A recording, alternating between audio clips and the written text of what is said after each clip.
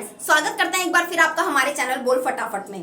तो दोस्तों, big boss ने गेम खेला या फिर बिग बॉस ने खुद ही अपनी वाट लगा ली, मतलब क्या कहूं, मतलब मुझे तो ऐसा लग रहा है जैसे जैसे बिग बॉस के सीजन बढ़ते जा रहे हैं ना, बिग बॉस खुद ब खुद जो है वो पब्लिक के सामने एक्सपोज होता जा रहा है। अब ये तो सबको ही दिखाई दे रहा है कि भाई बिग बॉस जो है नेहा भसीन, स्मिता शेट्टी, प्रतीक सहजपाल, राकेश बापट, इन चारों को तो वो बिग बॉस 15 में ले जाना ही चाहता है, आगे ले जाना ही चाहता है।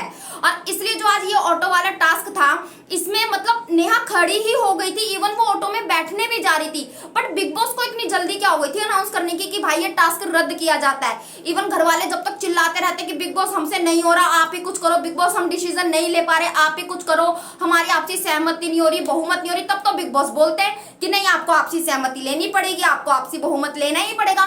तो आज बिग बॉस को इतनी क्या जल्दी हो गई थी कि बिग बॉस ने खुद जो है बीच में टपक गया और टास्क को जो है उन्होंने रद्द कर दिया। तो बिग बॉस की इंटेंशन हमें साफ दिखाई दे रही है, वो नहीं चाहते कि नेहा या स्मिता जो है वो नॉमिनेशन में जो लास्ट 2 आए और उनको जो है घर से बेघर किया जाए। क्योंकि जब Neha Bhasin last time eviction में नॉमिनेशन में आई थी, तब भी बिग बॉस ने उस हफ्ते जो है नॉमिनेशन इविक्शन जो है वो रोक दिया था। फिर उसके अगले हफ्ते पूरा का पूरा जो शो था, पूरा का पूरा जो वीकेंड का वार था, वो नेहा भसीन जी को डेडिकेटेड था, अक्षरा जी को टारगेट किया गया था नेहा भसीन को लेकर।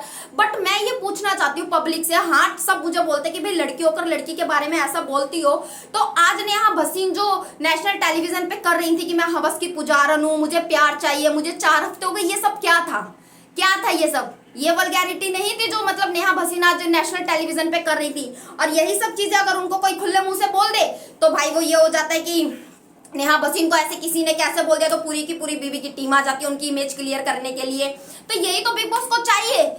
बिग बॉस इस शो को जो है पूरा एस ऑफ स्पेस बनाना चाहते हैं, पूरा जो है वो स्प्लिट विला बनाना चाहते हैं, और ये चीज बिग बॉस को चाहिए, इसलिए वो नेहा भसीन को नहीं चाहते कि वो शो से बाहर निकले। और वहीं पर नेहा भसीन जो आज हमें दोस्ती के ऊपर इतने बड़े लेक्चर दे रही थी, फ्रेंडशिप के ऊपर इतने उपदेश दे रही थी, उस टाइम उनकी फ्रेंडशिप कहाँ गई थी जब उन्होंने मिलिंद गावा के साथ अपना कनेक्शन तोड़ा था?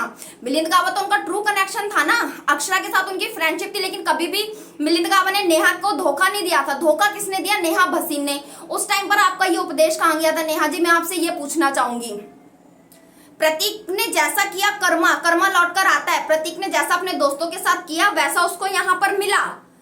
तो प्रतीक के साथ तो जो हो रहा है भाई वो सही हो रहा है। जो बंदा एक नाव में नहीं बैठेगा ना, वो इधर भी बैठना चाहता है, नेहा की टीम में भी बैठना चाहता है और निशांत की टीम में भी बैठना चाहता है। तो नहीं भाई, आप दोनों कश्ती में पैर रख के आगे नहीं बढ़ सकते, आपको अपने लिए एक कश्ती तो चूज करनी ही पड़ेगी। आपका गेम बहुत अच्छा है, आपका गेम बहुत अच्छा है, लेकिन आपको एक कश्ती तो अपने लिए चूज करनी ही पड़ेगी। और नेहा भसीन का जब से कनेक्शन बनाया ना प्रतीक के साथ, हमने उसको देखा है कि वो निशांत के खिलाफ, मूस के खिलाफ जो है वो प्रतीक को भड़काती हुई ही आई है, बैक बीचिंग करती ही आई है उन लोगों के लिए।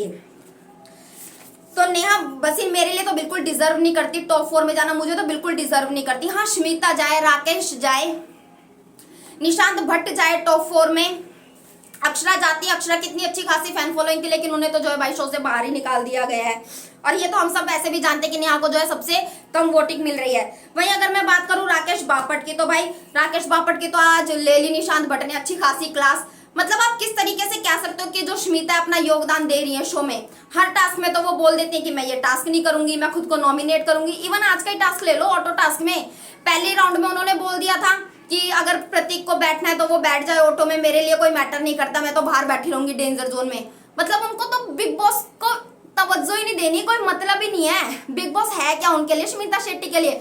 वो तो यहाँ बस आई है अपना थोड़ा बाहर, सारी भाई बातें शातें चल रही थी तो थोड़ा सा सोच रही होगी कि मेरा माइंड थोड़ा सा शांत हो जाएगा, यहाँ पे जाके थोड़ा हंसूंगी, खेलूंगी लोगों के साथ। लेकिन यहाँ पर भी वो जो एक अपनी ही अलग ही दुनिया में है।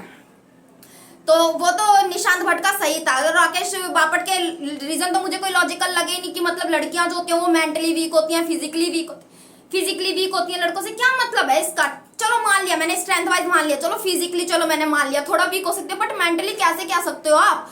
लड़कियां एरोप्लेन तक चलाने लग गई हैं आजकल, क्या क्या करने लग गई हैं लड़कियां। आप कैसे बोल सकते हो कि लड़कियां जो है वो मेंटली वीक होती हैं? हम लड़कियों को बिग बॉस का पूरा गेम समझ में आ रहा है, उनकी पूरी स्क्रिप्ट समझ में आ रही है, आप कैसे बोल सकते हो कि लड़कियां वीक हो सकती हैं? टॉपर रहती है लड़कियां हर चीज में। तो राकेश जी का ये मुझे समझ नहीं आ रहा, क्योंकि वो बंदा ना यहाँ पर बुखला गया है, उस बंदे को समझ ही नहीं आ रहा कि मुझे क्या बोलना है और क्या करना है। स्मिता ने ना उस बंदे की जो पूरी बैटरी है ना वो हिला कर रख दिया है। तो भैया इतना सब कुछ होने के बाद भी जो है 5 के 5 बंदे नॉमिनेट रह गए। इवन दिव्या और मूस ने इतनी अच्छी स्ट्रेटेजी करी, इतना अच्छा गेम खेला, उनको भी बिग बॉस ने नॉमिनेट कर दिया। इवन उनको तो कोई पावर मिलनी चाहिए थी ना, उन्होंने इतना अच्छा योगदान दिया पूरी की पूरी गेम में। तो अब जल्दी से जल्दी आप वोटिंग कर लीजिए, लेकिन वोटिंग करने का कोई फायदा भी नहीं, क्योंकि हम सबको पता है इस हफ्ते जो है वो मूस को बिग बॉस बाहर निकालने ही वाले हैं। तो पूरा का पूरा ये जो स्क्रिप्टेड शो हमें दिखाई दे रहा है।